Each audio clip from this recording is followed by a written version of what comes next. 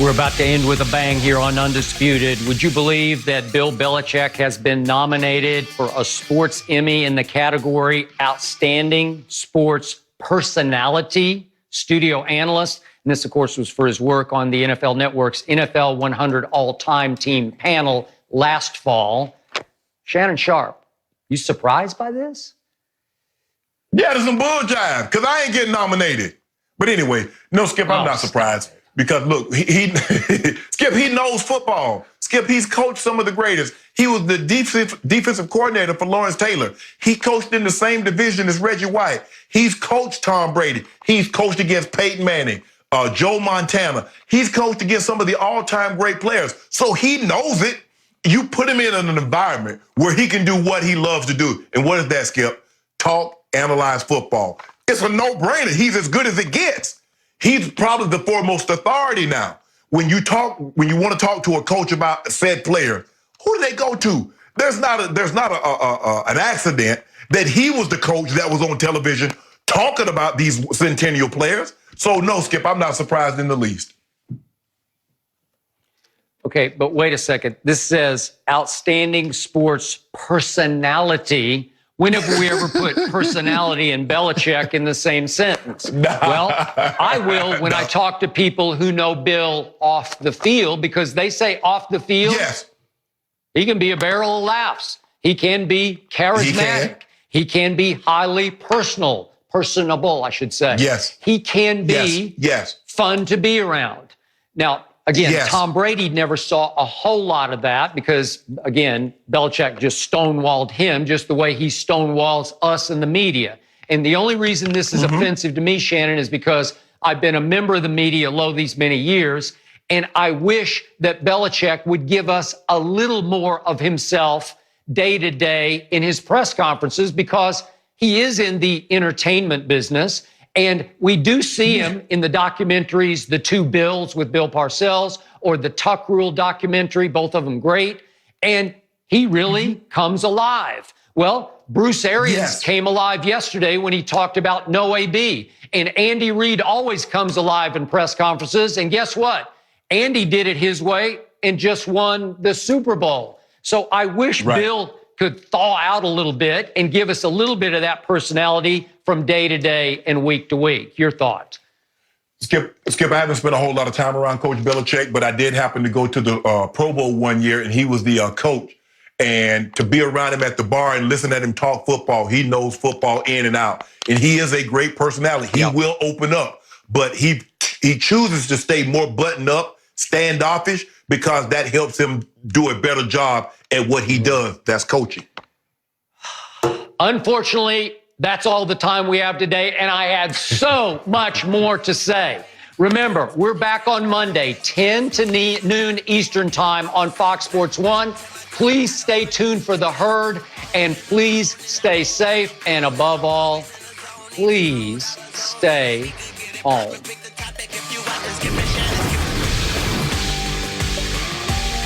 Now it's time to talk about my favorite subject, my favorite team, the Dallas Cowboys, America's team.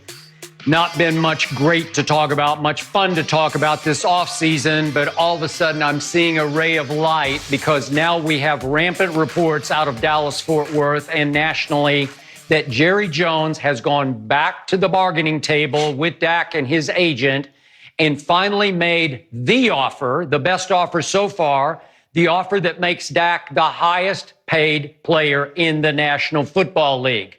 So I ask you, Mr. Shannon Sharp, is it time for Dak Prescott to relent and accept this deal? Absolutely not, because you're always the highest paid. And I keep telling you, Skip, we can do all this hullabaloo about, well, he's going to get 5 years, $700 million.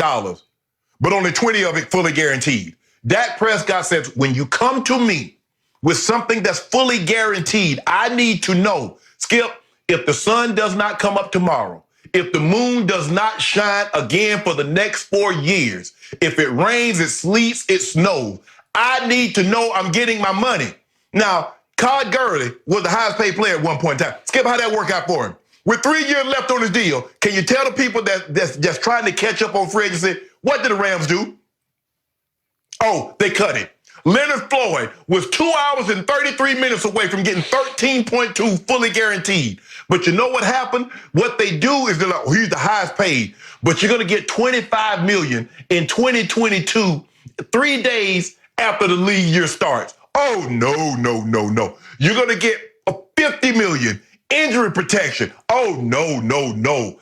I need to know. Once I put Rain, Dakota Prescott, the first on that contract, Jerry Jones cut me a check for $70 million. And guess what happens? Next year at that exact same time, I'm going to get another check. So I need to know how much of the contract being the highest paid is going to be fully guaranteed. Stop with all this shenanigans. Skip, because they said Jared Goff was the highest paid player. But when you get through all that fine print and minutia, you look at Jared Goff, they got you. Carson Wentz, you look $108 million. You look at that. How do you sign after Russell Wilson? How do you sign after Aaron Rodgers and you get 10, 15, $20 million less in fully guaranteed money than they got? Dak said, not on my watch. I'm going to get comparable numbers or we got no deal. If it doesn't make sense to Dak, don't you do this deal.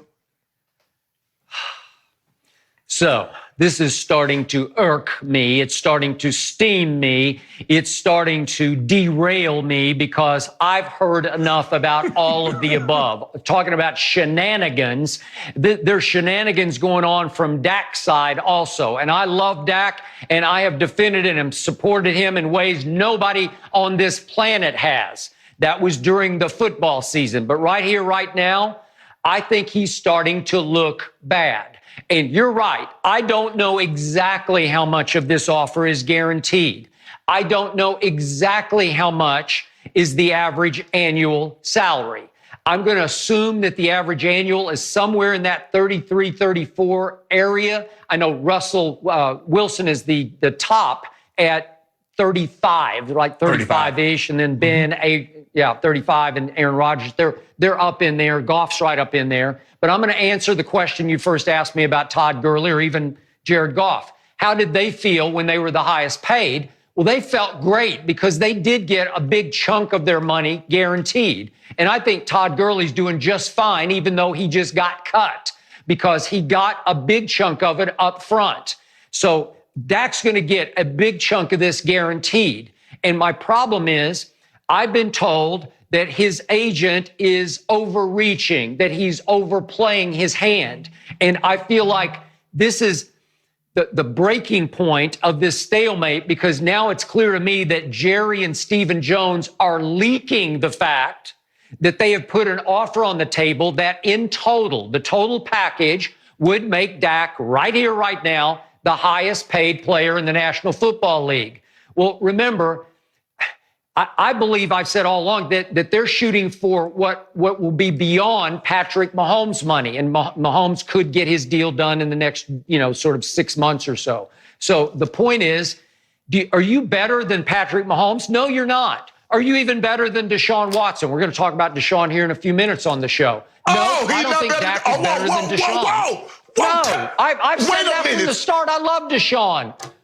I've said it from the start. I said it when Deshaun was in college. I love Deshaun Watson. I didn't see Dak beat Alabama because I watched him play Alabama in Tuscaloosa, and it was a disaster. But I saw Deshaun play against St. Nick's defense twice and just shred it twice, and he should have beaten him the first time and did beat him the second time.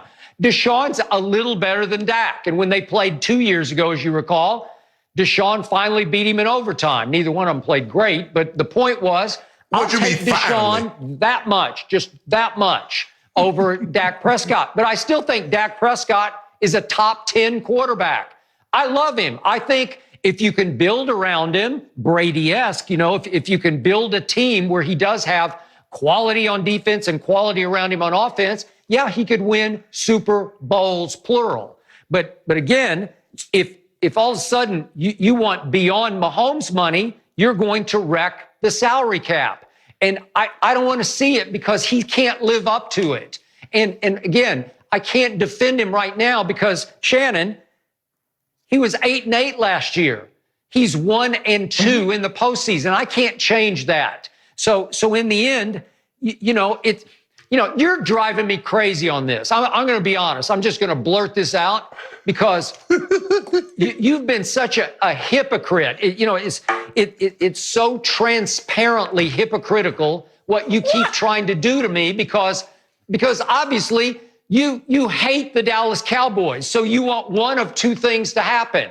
You want Jerry to laughably overpay Dak Prescott and wreck the salary cap, or you want him not to pay Dak and for Dak to hold out of whatever OTAs and training camp we're going to have and maybe even miss real games and wreck the team next year. So you want something bad to happen to my team, so you keep saying, hold on, Dak, don't sign that deal. And it sounds to me like Jerry has compromised. It sounds to me like Jerry has stepped into the middle ground and tried to thaw this stalemate and tried to say, okay, I'm going to give you this much, but you got to come over here just a little bit to me. And I think it's time for Dak to come on over here a little bit and give a little bit for the sake of the team and its future. I'm getting sick and tired of listening to all this. Yes. Yeah, well, first of all, Skip, when a side leaked information,